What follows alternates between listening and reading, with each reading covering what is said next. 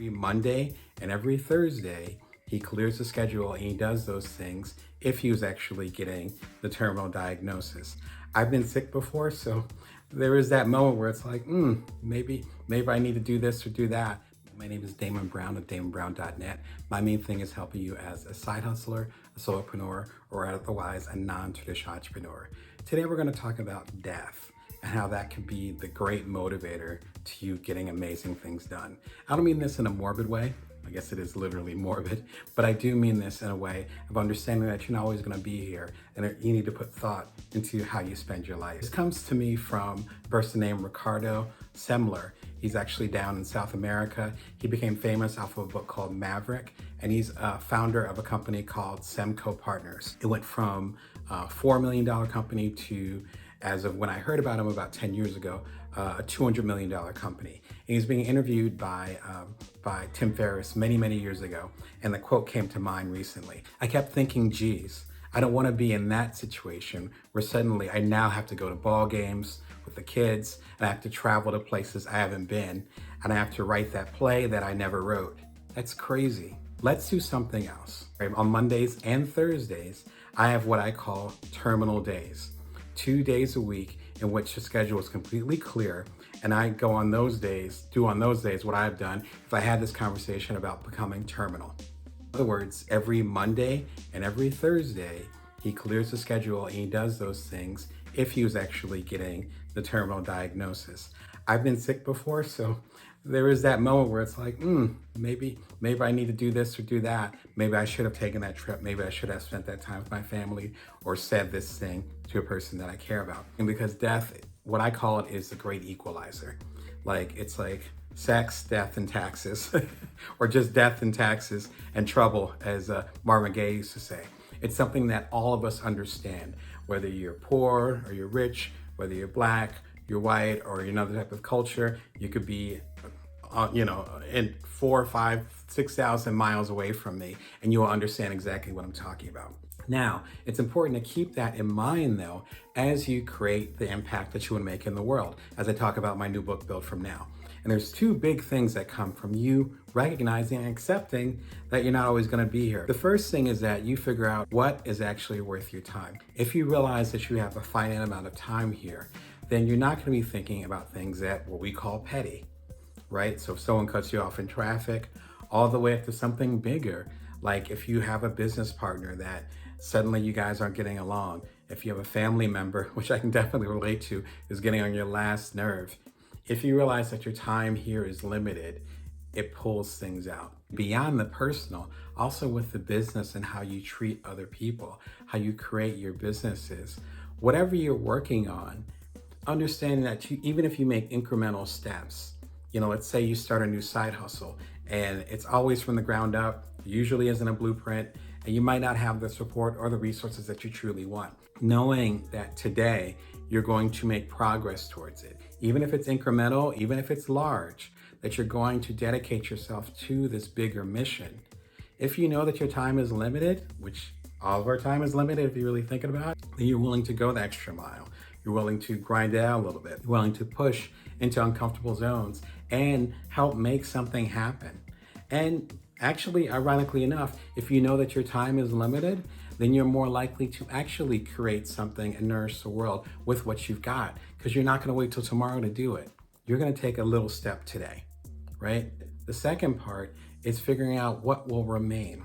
In other words, if you know that your time is limited, again, as all of ours is, and you know that you're on your way out, then whatever you do has to be sustainable beyond you. Going back to Tim Ferriss, his basic idea was he was going to leave the country and not be available. And this is back in the day before cell phones really took off. So truly not be available. He's leaving America, I believe, for 6 weeks. He had to create systems, which if you watch the show, or if you read my books, including, the Ultimate Bite-Sized Entrepreneur, Built From Now, I always get the sides mixed up. But if you've read any of those, I'm crazy about systems.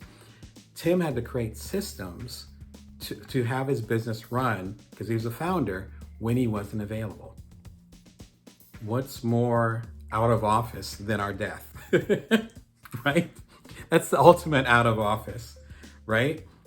And so if you're used to doing everything, frankly, if you're used to micromanaging everything, which is part of the innovator or the founder's dilemma, because we're creating something from scratch. We're used to having things a certain way. That's why we're creating stuff, because in some cases we could be control freaks and we want things to be a certain way based on our vision. But if we know that we're not always going to be in charge, listen, my second startup, I sold it. And suddenly I was watching my baby go off into the sunset, and I wasn't part of that decision process. But the culture that we created with Cuddler, where we had 250,000 users, that culture was embedded in there to the point where when it was sold to another business, then that culture was able to remain for a period of time. Decisions they made were not up to us, but we started that culture. It's the same thing when you think about when you're departing. Now, death is it's gonna happen, but it's an excellent analogy for thinking about that next thing. So if you're used to micromanaging things, that's not compatible with you having a sustainable business. If you want to continue to nourish the world, don't you want it to nourish after you're gone? Is to think about the influence that you have as far as what will remain. This is pretty poignant to me right now because I just heard that a very close mentor of mine named Jane Briggs Bunning passed away. And she was up in age. She was actually fighting a long-time illness, so it wasn't a shocker in that way. But she's actually the person that introduced me to journalism 10 years ago, let's say decades ago, back when I was a teenager. I have a long journalism career, from writing for Playboy to being the Silicon Valley correspondent for the New York Post, to doing best-selling books, which are outpourings of my journalism, to my Inc. column that I have at inkdamonbrown.com, et cetera, getting me on the TED stage, even speaking to you as a counselor, as a coach, as hopefully a leader. A lot of that originates from her. And there's so many people that she impacted as the head of the journalism school back at Oakland University, which is my undergrad alma mater, to the work she did at MSU, to the work that she did to make sure that we had legal options as journalists, including what are called Freedom of Information Act requests, or FOIA acts. If you've heard of FOIA, that's it. And she was a lawyer too. She actually set precedents for a lot of those things, frankly, before I was even born, because she was actually in her 70s. But that's what I mean by influence. So it's not a matter of just, I'm going to make an impact while I'm here, but also creating the systems so that that impact can continue. And that means financially too. So as far as, I have 25 books. Built From Now is my 25th book.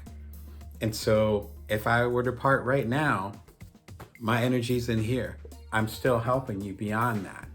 But then also, speaking of Jane, rest in peace, the influence that you have. In the new book, Built From Now, I talk about focus, agility, time, and energy, the 4 resources we all have. But there's almost a 5th resource that we have, and that's influence.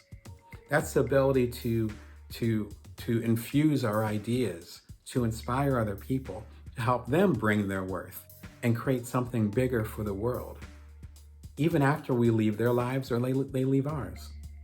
Those seeds are planted based on what we create, and us being aware of our death, that we're not always going to have this person in our life, or that we might not be in someone else's life. That awareness gives a sense of preciousness and thoughtfulness to how we conduct all our relationships. So don't be afraid of death. In fact, you could use it as a tool, and it'll help propel you forward.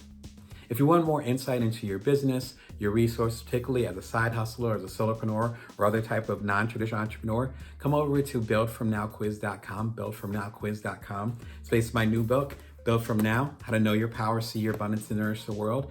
And the quiz is 2 minutes long. It's completely free, no obligation at all. And it's multiple choice. And once you take the quiz, you'll know exactly what your biggest resource is of the 4 that I mentioned. So come on through. I think about 1,000 of you have taken it, or at least we're approaching 1,000. I love those numbers, and I love that I can, again, have that level of influence. So when I'm talking to you about having a level of influence, I'm not just suggesting it for you, but I'm trying to live that myself. Again, no pun intended. Remember, you can always bring your worth, and that you can always build from now. Take care.